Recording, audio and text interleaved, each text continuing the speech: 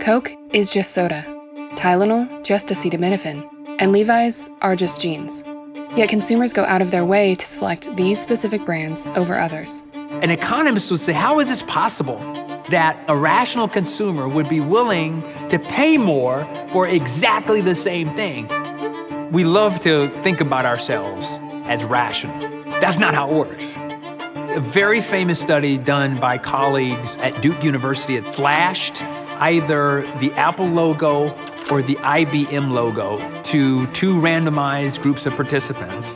The study found that after being subliminally exposed to the Apple logo, compared to when you've been exposed to the IBM logo, participants performed better on creative tasks.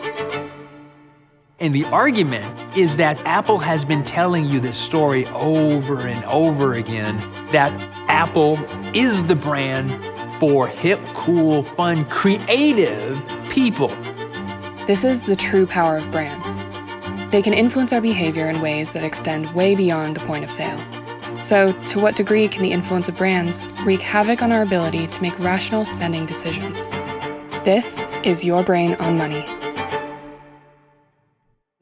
This is Americus Reed. He studies identity and marketing at the University of Pennsylvania. When I make choices about different brands, I'm choosing to create an identity. When I put that shirt on, when I put those shoes on, those jeans, that hat, someone is going to form an impression about what I'm about. So if I'm choosing Nike over Under Armour, I'm choosing a kind of different way to express affiliation with sport. The Nike thing is about performance. The Under Armour thing is about the underdog. I have to choose which of these different conceptual pathways is most consistent with where I am in my life. And once a consumer makes that choice, their relationship with a brand can deepen to the point where they identify with the brand like family. And once you identify with a brand, it can shape the way you behave. And it's really interesting because they will also, if someone talks bad about that product, brand, or service, they will be the first to go out and defend. Why? Because an attack on the brand is an attack on themselves. Michael Platt is a professor of neuroscience, marketing, and psychology whose research demonstrates how our perception of brands influences our decisions. There's an idea in marketing, which is that we relate to brands in the same way we relate to people. It's like, I love this brand, or I hate this brand. Of course, what people say, right, can often be different from what's really going on in their heads. So we thought, well, why don't we just ask the brain directly? Michael and his team observed the brains of iPhone users and Samsung Galaxy users with an MRI machine, while they heard good, bad, and neutral news about Apple and Samsung. Apple customers showed a brain empathy response toward Apple that was exactly what you'd see in the way you would respond to somebody in your own family. Strangely, Samsung users didn't have any positive or negative responses when good or bad news was released about their brand. The only evidence that Samsung users showed was reverse empathy for Apple news, meaning if the Apple headline was negative, their brain reflected a positive response.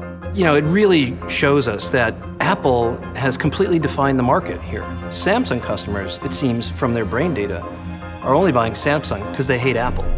The kicker? The Samsung users didn't report feeling the results their MRIs showed. What was happening in their brains and what they reported feeling towards Apple and Samsung were totally different. Most people just don't realize that they are subconsciously choosing brands because those brands have some kind of self-expressive value. You can see there's a lot of power here in terms of shaping consumers' decisions. As we learn more and more about that, we have to think much more deeply about the ethical, legal, and societal implications of doing that. So as consumers, what can we do to make informed choices? Well, the best thing we can do is be aware of the influence that brands hold. I think it's important to always pause and think a little bit about, okay, why am I buying this product? And like it or not, brands aren't going anywhere. I've heard lots of people push back and say that I'm not into brands. I take a very different view.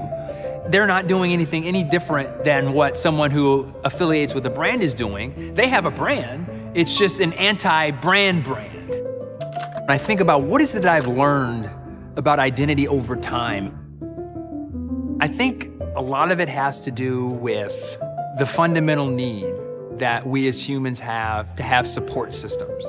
Perhaps it was the church, it was the community, it was these other institutions that existed. Now brands have stepped in as pillars of our identity. So I'm very much motivated to see that in that positive light.